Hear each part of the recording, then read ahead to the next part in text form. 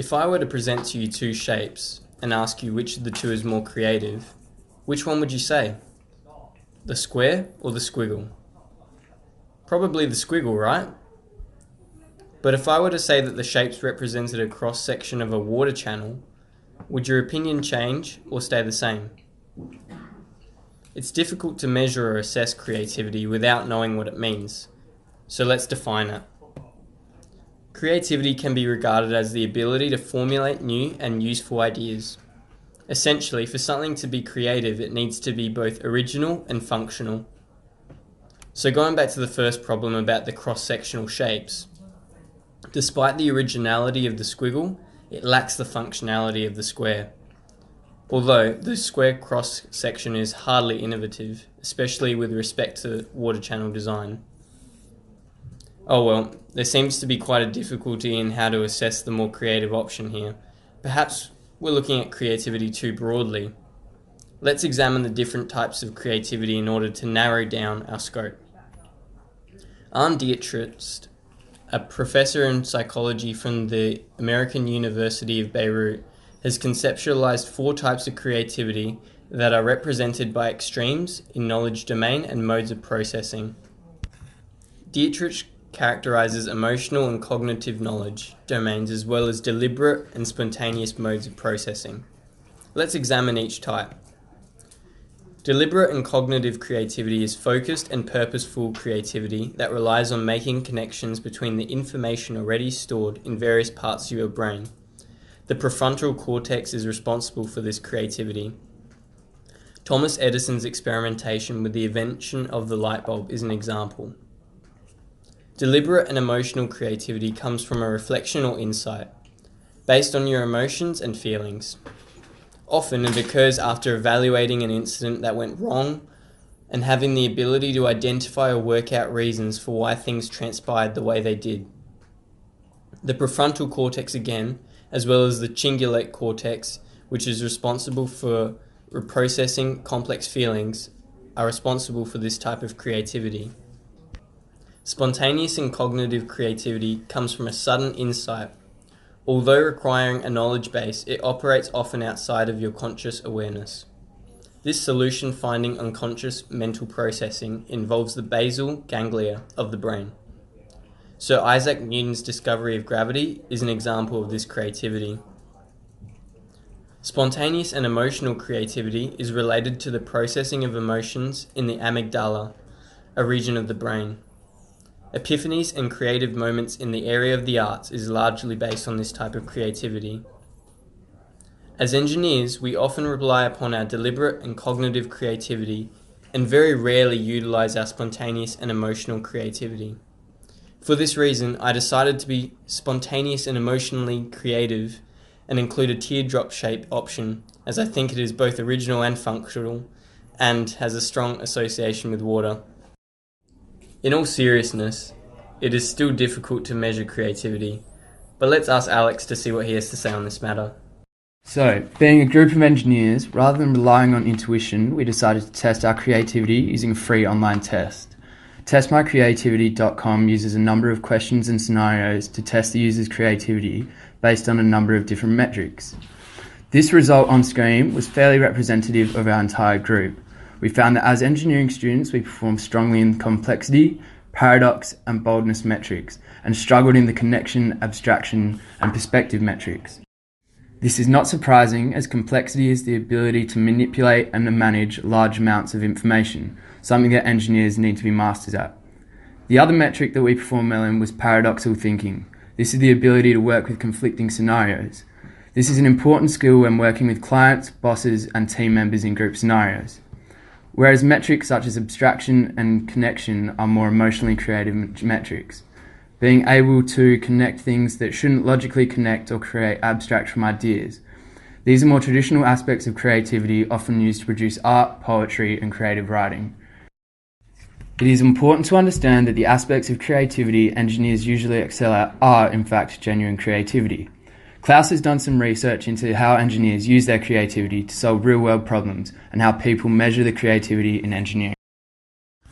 In the 21st century, various creative engineering solutions can be found all over the world. They bring the convenience into society, reduce the potential risks, also gives the buildings excellent design. Creative engineering solutions are important for buildings that deal with harsh environments, such as frequent earthquakes and strong winds. However, there are thousands of remarkable engineering structures around the world. How can we define the creative engineering solutions? Back to the definition of the creative engineering solutions have the same properties. There are two words to remember: unexpected and useful. Let's see some examples. Have you heard about Burj Khalifa buildings?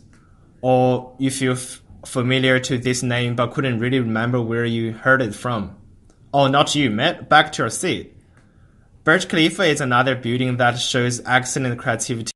As the Burj Khalifa is the tallest building in the world with 250,000 cubic meters of concrete, the temperature of Dubai is very high, so its foundations have more chance to crack due to shrinkage. Because of that, the acid was added into the concrete mix when they did the concrete pouring to facilitate the desired temperature.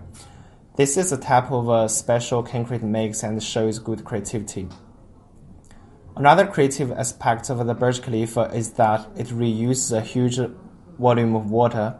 This building is sustainable since a unique water collection system is being used inside the building. Every year, 15 million gallons of water can be collected and reused for irrigating gardens. Another example of excellent engineering solution is the Falkirk Well, which is located in Scotland. In this example, engineers have adopted the idea of creativity by coming up with a complex structure where it allows boats to go through a mountainous environment using an elevated water canal. This was important to connect the Forth and Clyde and Union canals in Scotland. Before this was constructed, the canals had been linked by a staircase of 11 blocks, taking almost a day to pass through, which was highly inefficient. It's evident engineers apply creative concepts to provide solutions to design problems. Let's hand it over to Aaron, who has done some research into skyscrapers. Another example of how engineers have been creative in finding solutions is in their design of massive skyscrapers so that wind forces do not cause them to topple over. Take the Taipei 101 building. Taipei 101, standing at 510 meters, not only uses a rippled story design to avoid dangerous flat surfaces against wind, it also uses a massive counterweight weighing 660 ton to counteract wind motion and reduce building vibration. This has also doubled as a tourist attraction, with thousands of people coming to look at the impressive solution, making it both a practical solution and a creative monument people want to see. Shanghai Finance Center, standing at 495 meters, and 432 Park Avenue in New York, standing at 435 meters, have also got creative with their handling of wind forces, coming up with the seemingly ridiculous solution of building a skyscraper with a hole in it. The Shanghai Finance Center having one large hole near the tip, and 432 Park Avenue having empty floors with no windows so wind may pass through. The construction of 432 Park Avenue was conducted by Lendlease, and if any representatives of Lendlease may be watching this, we would just like to mention what high-quality structural engineers come out of the world-renowned Adelaide University, particularly the ones graduating after 2019. Here's Min to wrap things up. Ultimately, creativity is a concept that is difficult to assess as it relies upon subjective measures such as originality and functionality. Our group has understood creativity to be represented by extremes in knowledge domain, cognitive and emotional, and modes of processing, deliberate and spontaneous. As engineers, we adopt deliberate and cognitive creativity in most situations when approaching problems. Taking this idea further, the perception of creativity was investigated using an external quiz source which divided definition of creativity into even smaller pieces. The average result from our group was pointing more towards complexity, paradox, and boldness. While this quiz is not a full representation of how engineers define creativity, it gave an indicative result on how creativity can be related to engineering. Essentially, engineers identify problems related to the subject and creatively come up with a solution.